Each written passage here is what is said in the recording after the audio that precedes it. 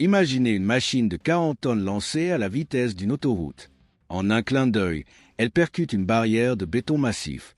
Ce n'est pas un simple accident, c'est l'essai le plus violent dans le monde du transport. Alors que le crash d'une voiture particulière est une étude sur la sécurité, celui d'un poids lourd est une bataille contre une force physique incroyable. Pour sauver des vies, les ingénieurs doivent trouver comment arrêter un géant massif sans détruire la personne assise dans la cabine. C'est la science de la gestion d'un impact catastrophique. Bien avant que l'impact ne se produise, le laboratoire d'essai est un lieu de haute technologie. Chaque centimètre du camion est recouvert de capteurs spécialisés. Dans le siège du conducteur est assis un mannequin de haute technologie valant des centaines de milliers de dollars. Ces dispositifs sont conçus pour ressentir chaque vibration qui brise les os et chaque impact dangereux, exactement comme un humain le ferait. Des caméras à haute vitesse sont placées sous tous les angles, prêtes à capturer ce que l'humain est bien trop lent à percevoir. Il s'agit d'un événement méticuleusement planifié où chaque milliseconde de destruction est enregistrée pour étude. Lorsque le camion percute enfin le mur, l'énergie est accablante. Parce qu'un camion est si lourd, il transporte une montagne de momentum par rapport à une voiture standard. Dans un véhicule de tourisme, un long capot offre une large zone de déformation pour absorber le choc. Mais un camion manque souvent de cet espace supplémentaire. L'ingénierie doit s'opérer dans un cadre beaucoup plus restreint. L'objectif est simple mais difficile. Prendre cette énergie massive et l'envoyer ailleurs en veillant à ce qu'elle n'atteigne jamais le siège du conducteur. Le moment du contact déclenche une réaction en chaîne à travers le véhicule.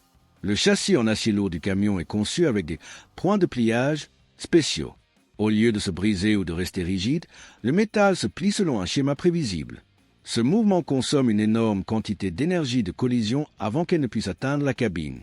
En même temps, le moteur est souvent conçu pour se détacher de ses supports. Au lieu d'être poussé vers l'arrière dans les jambes du conducteur, il est forcé de glisser vers le bas et sous la cabine.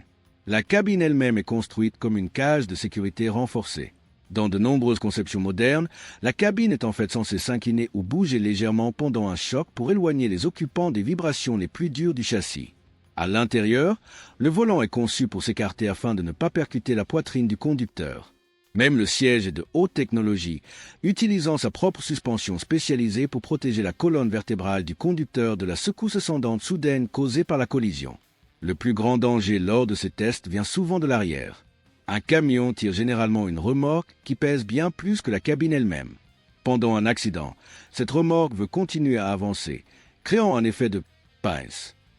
Les ingénieurs doivent construire l'arrière de la cabine et le dispositif d'attelage de manière assez robuste pour empêcher la remorque d'écraser le conducteur ou de forcer le camion à se plier en deux. Chaque morceau de métal tordu après le test raconte une histoire, aidant les fabricants à construire des véhicules plus solides et plus intelligents qui permettent à nos chaînes d'approvisionnement mondiales de circuler en toute sécurité. N'oubliez pas d'aimer, de vous abonner et d'activer la cloche de notification.